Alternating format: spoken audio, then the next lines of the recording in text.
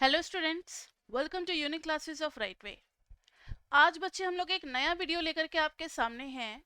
How to study statistical methods for economics, जिसको short form में हम लोग एसएमई कहते हैं।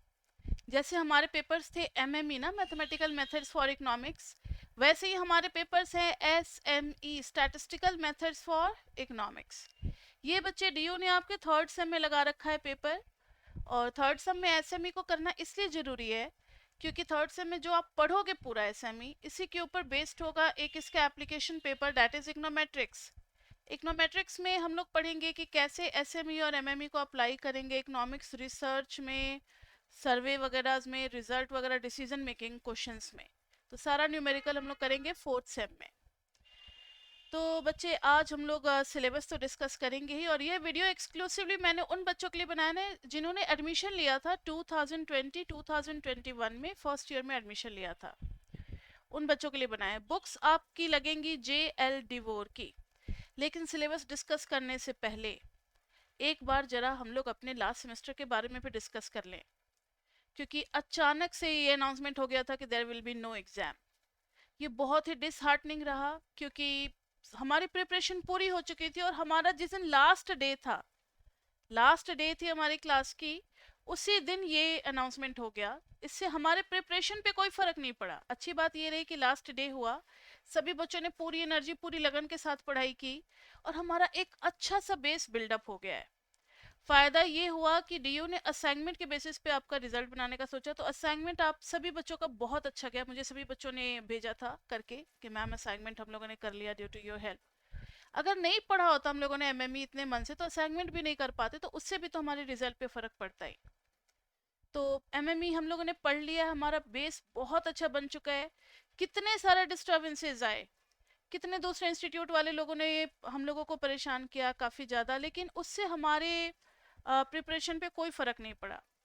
काफ़ी ज़्यादा उन लोगों ने डिस्टर्बेंस किया, आप सबने देखा है, लेकिन we as a strong family we completed MME1 and MME2 and now we have a very strong base build up for micro and macro। तो अब आप आगे पढ़ सकते हो माइक्रो एंड मैक्रो, और आपको हर जगह मेरी बात याद आएगी कि आपने MME1 और MME2 पढ़ा है, तो देखना अब आपको माइक्रो मैक्रो कितना अच्छे से समझ में आएगा। ठीक है बच्चे, तो चलो फिर आगे बढ़ते हैं और सिलेबस डिस्कस करते हैं हम लोग स्टैट्स का। सिलेबस में बच्चे इस बार आपका बुक लगा है JL डिवोर, और इसमें टोटल हमें 9 चैप्टर्स करने हैं। 9 चैप्टर्स। ये JL डिवोर जो है ये इंजीनियरिंग में पढ़ाई जाती है बुक। ये बुक आपको इसलिए लगाई गई है ताकि आप सारे कॉन्सेप्ट, सारे फॉर्मूलेज वगैरह अच्छे से समझ सकें। कॉन्सेप्ट हमें जरूर डिवोर से लेना है, लेकिन क्वेश्चन जो होंगे वो थोड़े से इसके लैंग्वेज से अलग आएंगे, हमारे डे टू डे लाइफ से मैच करते हुए आएंगे। ठीक है, तो देखें जरा हर चैप्टर में क्या क्या है। फर्स्ट चैप्टर में है इंट्रोडक्शन एंड ओवरव्यू। सिलेबस में तो आपके सिर्फ थोड़ा बहुत mean, median, mode, trimmed mean वगैरह ये सब है, हिस्टोग्राम बनाना ये सब है, लेकिन हम लोग अपना बेस थोड़ा बिल्डअप करेंगे। We will be doing mean, median, mode in a detailed concept, dispersion in a detailed concept, and then skewness, moment and kurtosis in a detailed concept. ये 3 टॉपिक करेंगे, तब जाकर के हमारा ओवरव्यू कंप्लीट होगा। Next is elementary probability theory. ये आपने पहले भी पढ़ रखा है बच्चे, प्रोबेबिलिटी, और प्रोबेबिलिटी का यूज भी पढ़ रखा है आप लोगों ने। किसमें? स्टैटिस्टिक्स में। थोड़ा बहुत बायनोमियल वगैरह 12th क्लास में पढ़ा होगा, आपको याद होगा। तो यहाँ पर हम लोग सेकंड चैप्टर में पढ़ेंगे probability. Second chapter is also a very big chapter, जिसमें 5 सेक्शंस हैं। इसमें हम लोग सैंपल स्पेस बनाना सीखेंगे, addition theorem, multiplication theorem, Bayes theorem, conditional probability, permutation, combination, सारा कुछ इसमें हमें सीखना है। तो chapter 1 and chapter 2 is completely independent. ये इंडिपेंडेंट चैप्टर्स हैं बच्चे, ये भी इंडिपेंडेंट है। मतलब चैप्टर 2 पढ़ने के लिए जरूरी नहीं है कि आपको चैप्टर 1 आना चाहिए। चैप्टर 3 में बच्चे random variable and probability distributions. Chapter 4 में भी है random variable and probability distributions, लेकिन चैप्टर 3 में हमें डिस्क्रीट के बारे में पढ़ना है, और चैप्टर 4 में हमें कॉन्टिन्यूअस के बारे में पढ़ना है। डिस्क्रीट मतलब एक रैंडम वेरिएबल के बाद नेक्स्ट कौन सी आएगी ये हमें पता है, and there is a gap between the two values, like 1, like 1, तो 1 के बाद 2, 2 के बाद 3, 3 के बाद 4। डिस्क्रीट जैसे काउंटिंग नंबर्स नहीं होते, वैसे होते हैं। या फिर 1 पॉइंट आ गया तो 1.2 अगर नेक्स्ट रैंडम वेरिएबल है तो इसके बीच में फिर कोई नहीं आ सकता, 1.11 1.15 ये सब नहीं आएगा। तो ऐसे जो ब्रेक ब्रेक करके वैल्यूज होती है ना, इनको कहते हैं डिस्क्रीट। और ये जो वैल्यूज है ये सारी वैल्यूज होगी 20 और 30 के बीच में, कोई भी आप इसमें से गायब नहीं कर सकते। 20.11 20.12 सारी वैल्यूज आएंगी। तो कुछ ऐसी चीजें होती है जिनको हम मेजर करते हैं इंटरवल्स में, लाइक टेम्परेचर, लेंथ, वॉल्यूम, ऐसी फिजिकल क्वांटिटीज जो होती हैं उनसे रिलेटेड जो प्रॉब्लम्स होते हैं उनको हम लोग कॉन्टिन्यूस वाले में सॉल्व करेंगे। यानी chapter 4 chapter 3 both are linked chapters, same type के चैप्टर्स है, बस फर्क क्या है कि चैप्टर 3 डिस्क्रीट है and chapter 4 is continuous. Chapter 3 में हम लोग बायनोमियल, पोर्शंस वगैरह बहुत सारे ऐसे टॉपिक्स पढ़ेंगे। वहां पर बच्चे हम लोग समेशन का यूज करेंगे, जो ज्यादातर यूज होगा वो होगा समेशन। चैप्टर 4 में हम लोग इंटीग्रेशन और डिफरेंशिएशन का यूज करेंगे। तो सारे टॉपिक्स चैप्टर 3 के चैप्टर 4 में रिपीट होंगे, लेकिन विथ न्यू ऑपरेशन। वहां पर समेशन करते थे, यहाँ इंटीग्रेशन करना है। अब जब चैप्टर 3 और चैप्टर 4 आपको आ जाएगा then only we can do chapter 5, क्योंकि चैप्टर 5 में दोनों चीजें हैं, डिस्क्रीट भी है और कॉन्टिन्यूस रैंडम वेरिएबल भी है, लेकिन विथ 2 वेरिएबल्स, दो वेरिएबल एक साथ चलेंगे। अब जैसे MME1 के बाद MME2 था, वैसे ही 3-4 को आप मान लो MME1 और चैप्टर 5 को मान लो आप MME2। यानी एक तरीके से 3-4-5 जो है ये कॉन्टिन्यूस में है, कॉन्टिन्यूएशन में है। मतलब आप 3 के बाद 4 तभी आप 5 पढ़ सकते हो। आप डायरेक्टली 5 पढ़ना चाहोगे नहीं पढ़ सकते, सेपरेटली 5, ठीक है। उसके बाद से है चैप्टर 5, बहुत ही लेंथी चैप्टर, इसको मैंने 3 स्टार दे रखा है क्योंकि सबसे ज्यादा क्वेश्चन जो है चैप्टर 5 से ही बनते हैं। चैप्टर 5 ऐसा समझ लो कि आपके पूरे सिलेबस का 40% कवर अप हो जाता है चैप्टर 5 में ही। काफी बड़ा चैप्टर है, जब करेंगे तो देखना है कि क्वेश्चन में 40 मिनट्स 45 मिनट्स ऐसे ऐसे टाइम लगेंगे। चैप्टर 6 इज इंडिपेंडेंट चैप्टर, इसका किसी चैप्टर से कोई लिंक नहीं है, फिर भी हम लोग आपको रिकमेंड करेंगे कि थोड़ा 3 और 4 पढ़ लो तभी 6 पे जाना, तो ज़्यादा समझ में आएगा। पॉइंट एस्टिमेशन, इसमें दो ही चीज़ हमें करनी है, थ्योरी और एक है maximum likelihood estimator MLE। MLE से हर साल एक न्यूमेरिकल आता है 5 to 6 मार्क्स का, तो ये बहुत ईजी चैप्टर है, इसमें से स्कोर करना आसान होता है। Chapter 6। Chapter 7 is statistical intervals based on a single sample. As for example, मैंने अगर आपको एक ड्यूटी दी है कि जाओ बच्चे आप DU के सभी बच्चों का एवरेज हाइट निकाल करके लाओ, और मैंने आपको टाइम दिया सिर्फ एक दिन का, क्या आप एक दिन में निकाल पाओगे? बोलेंगे मैम एक दिन में कैसे होगा, एक हफ्ते का या 10 दिन का तो टाइम दो, सभी बच्चों को इकट्ठा करना पड़ेगा, इनविटेशन भेजना पड़ेगा, आएंगे, मेजर करना पड़ेगा, रिकॉर्डिंग करना पड़ेगा, तब तो आएगा। आपने रिजल्ट को रिकॉर्ड करना शुरू किया, मैंने कहा नहीं एक ही दिन का टाइम है, तो अब आप सैंपल बनाओगे। मतलब 2 बच्चे श्री राम से ले लिया, 2 बच्चे दौलत राम से, 2 बच्चे हंसराज से, 2 बच्चे रामजस से, 2 बच्चे खालसा कॉलेज से, 2-3 बच्चे मैत्री कॉलेज से, ऐसे बहुत सारे शहीद भगत से। सब अगर आपके किसी कॉलेज का नाम नहीं लिया मैंने तो आप इसका बुरा मत मानना। तो ऐसे कई कई कॉलेजेस से हमने 2-2 बच्चे इकट्ठा करके एक सैंपल बना लिया, उसका एवरेज हाइट निकाला। एक दिन में पॉसिबल है 100 बच्चों का रिकॉर्ड करना। उसके बाद हम लोगों ने एक अंदाजा लगाया, अप्रोक्सीमेट किया कि अगर एवरेज हाइट 5-6 आ रही है उस सैंपल की, तो पूरे DU के बच्चों का एवरेज हाइट भी उसी के आसपास होगा। थोड़ा सा ज्यादा हो सकता है या थोड़ा सा कम हो सकता है। अब कितना ज्यादा और कितना कम यही निकालेंगे हम लोग, कॉन्फिडेंस इंटरवल में निकालना सीखेंगे। ठीक है बच्चे, तो ये बहुत ही इंटरेस्टिंग चैप्टर होने वाला है, चैप्टर 7।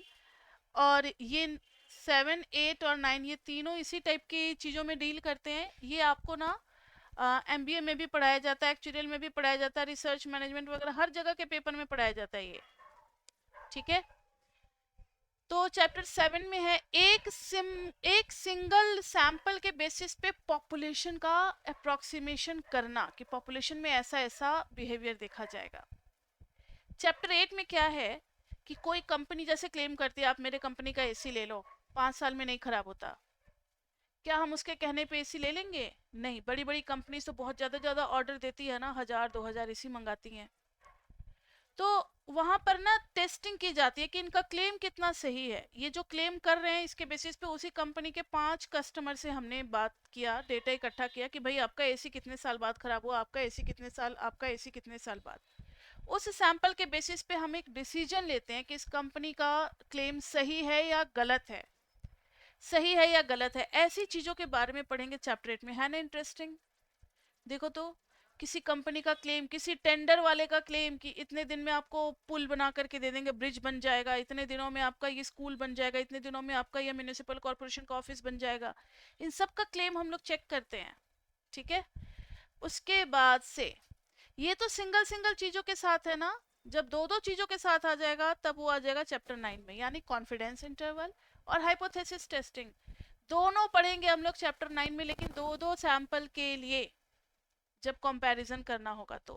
यानी चैप्टर 7, 8 और 9 ये तीनों भी चैप्टर किस में है, कंटिन्यूएशन में है। यानी बिना 7 का आप 8 नहीं पढ़ सकते और बिना 7 और 8 के आप 9 नहीं पढ़ सकते, तीनों कंटिन्यूएशन में हो तो ज़्यादा अच्छे से समझ में आएगा। So this was your complete syllabus of SME. और एसएमई में ये पूरे आप 9 चैप्टर्स पढ़ोगे तभी आप सेमेस्टर 4 में इकोनोमेट्रिक्स पढ़ पाओगे। बार बार मेरी बात सुनो, इकोनोमेट्रिक्स में हम लोग अप्लाई करते हैं एसएमई और एमएमई का knowledge in research in the field of micro and macro के क्वेश्चंस। जो भी न्यूमेरिकल क्वेश्चंस होते हैं ना बड़े बड़े, वो आपके माइक्रो मैक्रो के टीचर नहीं सॉल्व करते, वो इकोनोमेट्रिक्स में आपको पढ़ाया जाता है। तो econometrics is complete application of micro macro maths and stats, इसलिए इसको 4th सेम में डाला गया है।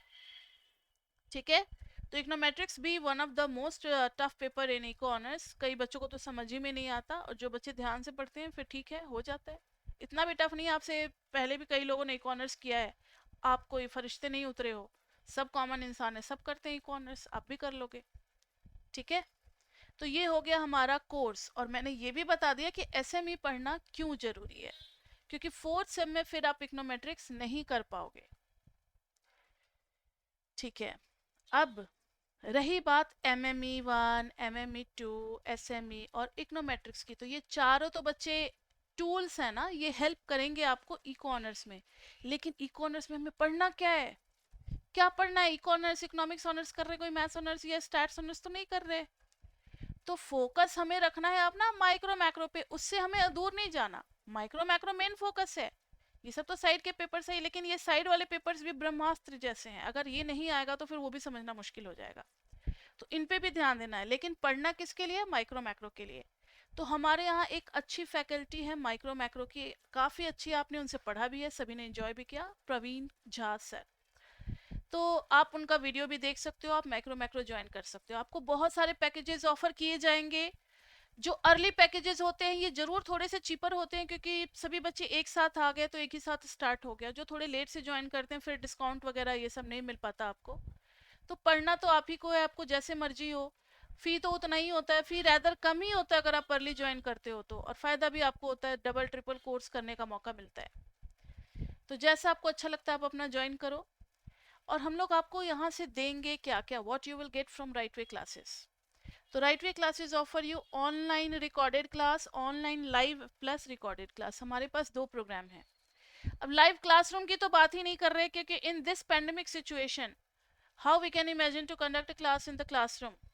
गवर्नमेंट अलाउ ही नहीं करेगी, आपको भी पता है, सब अपने अपने शहर में, कोई लखनऊ से है, कोई कहीं से, कोई कहीं से, सब अपनी अपनी जगह से बैठ करके पढ़ रहे हो। तो ऑनलाइन क्लासेस ही सिर्फ पॉसिबल है, recorded and live plus recorded. अब हम लोग आपको किस तरीके से पढ़ाएंगे, क्या क्या हमारे प्रोग्राम में होता है। तो सबसे पहले आपको कराया जाएगा कॉन्सेप्ट्स, सबसे पहले आपको कराया जाएगा कॉन्सेप्ट्स। मतलब पहले कॉन्सेप्ट बिल्डअप कर दिया कि क्या क्या टॉपिक्स हैं और कितने लिमिटेशन तक हमें पढ़ना, ना ज़्यादा ना कम। कॉन्सेप्ट्स डेवलप करा दिया, फॉर्मूलाज वगैरह जान गए। फिर आएंगे अपने असाइनमेंट पे, जिसके पीडीएफ आपको मिल जाएंगे वेबसाइट से। असाइनमेंट करेंगे और फिर पीपी करेंगे। पीपी मतलब प्रीवियस पेपर्स। जो बच्चे मेरे से एमएमई 1 एमएमई 2 पढ़ चुके हैं उन्हें मेरा वे ऑफ टीचिंग पता ही है, लेकिन जो बच्चे नहीं पढ़े हैं वो भी बच्चे ध्यान से सुने। तो कॉन्सेप्ट असाइनमेंट पीपी होगा, उसके बाद से टेस्ट होगा चैप्टर वाइज। अब इस सिचुएशन में बच्चे टेस्ट लेना तो बनता है, क्योंकि डीओ का पता नहीं वो एग्जाम लेंगे या नहीं लेंगे, ऐसे तो बच्चे फिर ढीले पड़ जाएंगे ना। अरे मैम पढ़ा रही है चैप्टर 2, अब चैप्टर 3 शुरू होगा, ठीक है कोई बात नहीं, तो वो पढ़ते नहीं है। इसलिए आपका चैप्टर, हर चैप्टर के एंड पे एक चैप्टर वाइज टेस्ट होगा, जब आपका डाउट डिस्कशन हो जाएगा उसके बाद ही। वो इसलिए होगा ताकि आप जो ढीले पड़े हो तो हम लोग टाइम टू टाइम आपको क्या करते रहे, कॉन्शियस बनाते रहे, और सारे नॉलेज आपके अंदर पूरा आता रहे। तो टेस्ट चैप्टर वाइज होगा। और एमएमई 2 में भी टेस्ट हुआ है, और जिन बच्चों ने रेगुलर टेस्ट दिया है उनको फायदा भी हुआ है, उन लोगों का असाइनमेंट इतना अच्छा गया है तो मार्क्स भी उनके अच्छे ही आएंगे। ठीक है, तो टेस्ट होंगे चैप्टर वाइज, और इस बार तो सभी को टेस्ट देना है, और ये टेस्ट सबके लिए होता है, रिकॉर्डेड के लिए भी और लाइव वाले बच्चों के लिए भी। ऐसा नहीं है कि रिकॉर्डेड और लाइव में कुछ भेदभाव किया जाता है। रिकॉर्डेड सिर्फ उन बच्चों के लिए होता है जो बच्चे फैमिली बिजनेस में लगे हुए हैं, या कुछ एक्टिविटीज कर रहे हैं, कोई म्यूजिक कर रहा है, कोई डांस का कर रहा है, कोई स्पोर्ट्स में है, कहीं कहीं आप इन्वॉल्व हो, आपको टाइम नहीं मिल पा रहा है मेरे टाइम स्केड्यूल के अकॉर्डिंग क्लास लेने का, तो आप अपने अकॉर्डिंग ले लोगे। When ever you feel free, afternoon में, मॉर्निंग में, रात को 10 बजे के बाद, 11 बजे के बाद, जब भी आपको मौका मिले आप पढ़ सकते हो। रिकॉर्डेड वैसे बच्चों के लिए फ्रूटफुल है। लाइव का अपना फायदा है, लाइव में अगर आप एक बार मीटिंग ज्वाइन कर लेते हो, उसके बाद से तो अब बस मैडम चल पड़ी, मैडम बोल पड़ी, मैडम तो सारा क्वेश्चंस करवा ही देंगी, सारा कॉन्सेप्ट समझा ही देंगी, ये चीज होता है लाइव में। और लाइव में एक और बेनिफिट है कि आप अपना डाउट उसी टाइम पूछ सकते हो क्लास में, तो इसके लिए फिर आपको वेट नहीं करना पड़ता। लेकिन रिकॉर्डेड उन बच्चों के लिए है जो कुछ अदर एक्टिविटीज में भी बिजी हैं। ठीक है, जो सिर्फ पढ़ाई ही नहीं करते, कुछ और भी कर रहे हैं, तो रिकॉर्डेड वाले बच्चे भी हमारे लाइव डाउट सेशन में आ सकते हैं, जो कि रोज होती है क्लास के बाद। ठीक है, तो लाइव डाउट सेशन सबके लिए इक्वली है, रिकॉर्डेड हो या फिर लाइव बच्चे हो। टेस्ट भी सबके लिए इक्वली है, रिकॉर्डेड हो या लाइव बच्चे हो। पीपी प्रीवियस पेपर्स ये सब सबके लिए इक्वली है। और ये भी क्रैश कोर्स और रिवीजन, एग्जाम के 1 महीने पहले हम अपना कोर्स खत्म करते हैं। उसके पीछे मकसद ये होता है कि लास्ट के 1 महीने में हम लोग क्रैश कोर्स स्टार्ट करते हैं और रिवीजन। क्रैश कोर्स और रिवीजन में सभी बच्चों को अलाउ किया जाता है कि वो आए अपना और रिवीजन करें और अच्छे से अच्छा मार्क्स अपना लाएं। डेली डाउट डिस्कशन तो होता ही है बच्चे आफ्टर द क्लास, ये तो आपको पता ही है, सभी बच्चे आकर के इसमें अपना डाउट पूछ सकते हो। डेली डाउट डिस्कशन का मकसद ये है कि अगर आपने आज स्टैट्स पढ़ा और एक दो क्वेश्चन आपके दिमाग में घूम रहा है, क्योंकि अपने पर्सनल एक्सपीरियंस की बात करें तो मुझे जब तक मेरे क्वेश्चन का जवाब नहीं मिलता था ना, मुझे रात को नींद नहीं आती थी व्हेन आई वाज स्टूडेंट। तो इसलिए मैंने आपके लिए रोज डाउट सेशन लगाया कि आप आज पढ़ो, आज जो भी आपके डाउट है, छोटे मोटे 1 ही मिनट का, 2 मिनट का, आप अपना डाउट पूछो और जाओ चैन से, फिर सो अपना आराम से। ठीक है, तो ये हो गया हमारा वे ऑफ टीचिंग प्रोग्राम। और फिर उसके बाद से आते हैं वाई ऑनलाइन। डाउट का एक सिस्टम होता है कि डाउट में जब when you take admission you get my personal number, you get my personal number. फिर आपका मान लो जैसे मंडे को क्लास लगने वाली है, 8 to 9:30 हमारी क्लास हुई, 9:30 डाउट लगेगा। आप 9:30 से पहले अपना डाउट मुझे फोटो खींच करके या टाइप करके, जैसे भी होता है, आप मेरे नंबर पे भेज दो। नंबर पे भेज दोगे, फिर 9:30 हम अपना मोबाइल ऑन करेंगे और जिनके जिनके जो डाउट आए रहते हैं वो सॉल्व करना शुरू कर देते हैं। ठीक है, तो ये हो गया डाउट सेशन का डिस्कशन। नेक्स्ट है पढ़ाने का, तो सारा वे ऑफ टीचिंग तो हमने डिस्कस कर ही लिया। अब क्वेश्चन आता है बच्चे वाई ऑनलाइन। अब आज अब ये क्वेश्चन रेलिवेंट रह गया क्या, वाई ऑनलाइन? ऑनलाइन नहीं तो फिर क्या, कैसे पढ़ेंगे? तो this is the only way, online ही बस एक तरीका है जिससे हम अपने नॉलेज को बूस्ट अप कर सकते हैं। टाइम सेविंग एंड कन्वीनियंट, जरूर ये हम लोग हर बार डिस्कस करते हैं, लेकिन अब आज के इस सिचुएशन में ये डिस्कस करना उतना सही नहीं है। टाइम सेविंग पहले हम लोग डिस्कस करते थे, क्योंकि जो बच्चे जैसे कॉलेज में आ रहे हैं, कोई गाजियाबाद रह रहा है, कोई नोएडा रह रहा है, कोई सोनीपत, कोई पानीपत, कोई गुड़गांव, तो ये लोग तो कॉलेज खत्म होते ही सीधा अपने घर को भागते थे, 1.5-2 घंटा तो इन्हें घर जाने में ही लग जाता था, तो ये ट्यूशन नहीं ले पाते थे। तो ऐसे बच्चों के लिए ऑनलाइन सही था। लेकिन आज तो सब इक्वली है, चाहे कोई बिहार बैठ के पढ़ रहा हो, कोई बंगाल, चाहे कोई केरला, आज सबके लिए, कोई जम्मू बैठ के पढ़ रहा हो, सबके लिए सिचुएशन इक्वल है। तो टाइम सेविंग तो हम लोग नहीं डिस्कस करना चाहिए, लेकिन फिर भी सही है, कन्वीनियंट है। Focus over assignment and test, बच्चे आज अगर हम आपको कह दे कि सेमेस्टर थर्ड में पेपर होगा ही होगा, कितना भी चीख चीख के कह दे, आपके दिमाग में 1% डाउट आएगा, अरे ऐसा तो हर बार हुआ है, MME 2 में पेपर नहीं हुआ, हो सकता है ऐसे में भी पेपर ना हो, क्योंकि बच्चे हैं, बच्चे के तो दिमाग में कुछ भी आ सकता है। नहीं होगा पेपर तो आप इतना टेंशन क्यों ले रहे हो? असाइनमेंट नहीं दोगे क्या, टेस्ट नहीं दोगे क्या? उसी के तो मार्क्स लगेंगे ना। तो असाइनमेंट भी देना ही है, टेस्ट भी देना ही है, उसमें जैसे मार्क्स आएंगे वही MME 2 में स्केल करके बढ़ा करके वही लगा देंगे। तो पढ़ना तो है ही, नॉलेज तो लेना है ही। और अगर थर्ड सेम में आप नहीं नॉलेज लोगे तो फोर्थ सेम का इकोनॉमेट्रिक्स पेपर भी गया, उसमें भी बैक आ जाएगी। और नॉलेज पूरा इको ऑनर्स का अच्छे से होना चाहिए, क्योंकि कोरोना के बाद जब आप जाओगे और आपका जब तक इको ऑनर्स खत्म हो रहा होगा, कोरोना भी हम लोग उसको ओवरकम कर चुके होंगे, पूरा मार्केट ओपन हो जाएगा, आप कहीं भी जाओगे, कहीं भी किसी जॉब के लिए, किसी भी कंपनी में जब आपका काउंसलिंग वगैरह होगा, उन्हें इससे मतलब नहीं है, वो आपके हेल्प करने के लिए नहीं बैठे, वो आपसे हेल्प लेने के लिए बैठे हैं। उन्हें तो भाई आपके नॉलेज से मतलब है। अगर बंदे में नॉलेज है तो कैलिबर है तो वो आपको रखेंगे और आपको पैकेज भी आपके ऊपर ही छोड़ देंगे, आप डिसाइड करो पैकेज। आप कितना भी एक्सक्यूज दोगे, नहीं सर मैं कोरोना बैच का हूँ, मेरा नहीं हो पाया, तो उनको आप पे कोई दया तो आनी है नहीं, वो आपके पीछे पैसे क्यों लगाएंगे, तो बोलेंगे चलो भाई इस कोरोना बैच से किसी को लेना ही नहीं है। तो मेन चीज नॉलेज का फाइट होगा, क्योंकि पास तो सभी बच्चों को कर जाना है, नंबर तो सभी बच्चों को आ जाने हैं, लेकिन नॉलेज का फाइट होगा। अगर आपके पास नॉलेज नहीं होगा तो आप कहाँ इस कॉम्पिटिटिव वर्ल्ड में सरवाइव करोगे, इसलिए नॉलेज लो, अच्छे से पढ़ो। फिर उसके बाद से हम लोग असाइनमेंट और टेस्ट में आपका मतलब पूरा इतना अच्छे से बेस बिल्डअप कर देंगे कि आप खुद ही कर लोगे। डाउट सेशन में भी आपके सारे डाउट्स क्लियर होते रहेंगे ताकि आपको इंटरेस्ट आपका बना रहे। अगर डाउट नहीं क्लियर होता है तो बच्चे का इंटरेस्ट घट जाता है। फिर भी अगर आपकी कोई क्वेरीज है, मैंने तो अपनी तरफ से पूरी कोशिश की कि आपकी सारी क्वेरीज जो भी बच्चों के दिमाग में आ सकता है, मैंने एज ए टीचर नहीं बात की आपसे, एक स्टूडेंट समझ करके जितनी भी बातें थी मैंने सब सारा आपका कंफ्यूजन क्लियर कर दिया। फिर भी अगर कोई क्वेरीज है आपके साइड से, पर्सनल क्वेरीज या कुछ भी, सिलेबस से रिकॉर्ड रिलेटेड, पैकेज से रिलेटेड, कुछ भी टाइमिंग से रिलेटेड कुछ भी बात है, आप इन दोनों नंबर पे मैसेज करके व्हाट्सएप करके आप अपनी क्वेरीज पूछ सकते हो।